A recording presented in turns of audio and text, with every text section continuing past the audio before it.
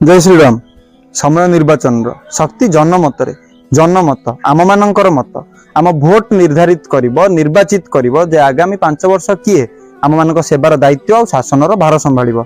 समाज रे विभिन्न समय रे आमे माने किए भल किए मंद चर्चा करूचे, राजनीति और राजनेता मानकर समालोचना मध्य करूचे, किंतु जेतेबेले भोट देई सेई नेता बाछिबार समय थाए आम हाथ रे शक्ति थाए सेतेबेले आम भितरु केते जण बिक्री होई जांती टंकारे, आउ केते जण भोट दबारे शक्ति को गुरुत्व ही दियंती नहीं, भोट ही दियंती नहीं, जोथिपाई अयोग्य नेतार विजय हुए। समाज रे ना सेवा भलरे हुए ना ही शासन। मने रखिबा भोट देबा एवं उपयुक्त नेता बाछिबा केवल आम साधारण जनता मानकर शक्ति नुहे, दायित्व एवं कर्तव्य मध्य। तेणु करी 100% मतदान करिबा एवं राष्ट्र हितरे राष्ट्रवादी विचारधारा को ही मतदान करिबा। आपण माने बुद्धिमान। जय श्रीराम।